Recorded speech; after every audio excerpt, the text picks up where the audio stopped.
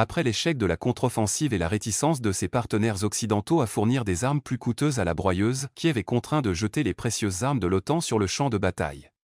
La machine militaire de l'OTAN s'est alors retrouvée directement face à l'armée russe.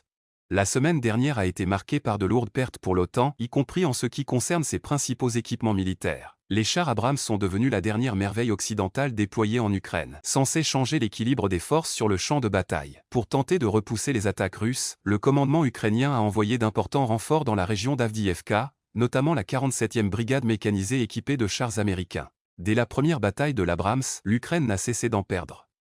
Le 10 mars, des images ont confirmé la destruction du 4e char dont la valeur est de 10 millions de dollars. Les militaires russes prennent déjà des photos avec leur nouveau trophée, ce qui signifie que les militaires ukrainiens n'ont pas réussi à évacuer les chars. Malgré tous les efforts déployés par les médias mainstream pour sauver la réputation des équipements militaires de l'OTAN, ils ont finalement dû admettre la vérité. C'est également le cas des tout-puissants lance-roquettes multiples HIMARS, qui combattent en Ukraine depuis plus d'1 an et demi. Le 5 mars, une vidéo de haute qualité a confirmé la destruction d'un des lance-roquettes multiples à environ 50 km de la ligne de front.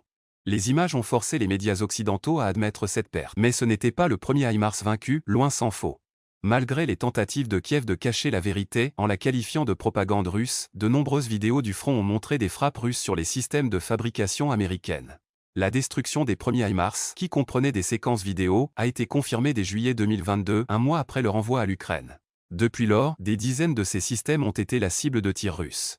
Nombre d'entre eux ont été détruits ou endommagés, comme l'ont confirmé les vidéos des véhicules endommagés retournant aux États-Unis pour y être réparés. Un autre coup dur pour l'OTAN au cours de la semaine écoulée a été la destruction confirmée de plusieurs systèmes de défense aérienne Patriot, non loin des lignes de front. Le 9 mars, un missile russe Iskander a frappé la colonne de 3 lanceurs Patriot et un système radar, ainsi que 2 véhicules d'escorte. Selon les déclarations officielles, au moins 7 batteries de systèmes Patriot ont été envoyées en Ukraine, et elles auraient toutes été détruites. D'autres déploiements de Patriot ont probablement eu lieu, mais ils n'ont pas été divulgués. Il ne s'agit là que de quelques-unes des armes de l'OTAN les plus glorieuses perdues au cours de la semaine écoulée, sans parler des espoirs de Kiev concernant les systèmes ATGM Javelin, les drones Bayraktar, les chars Léopard et d'autres armes étrangères fournies depuis le début du conflit.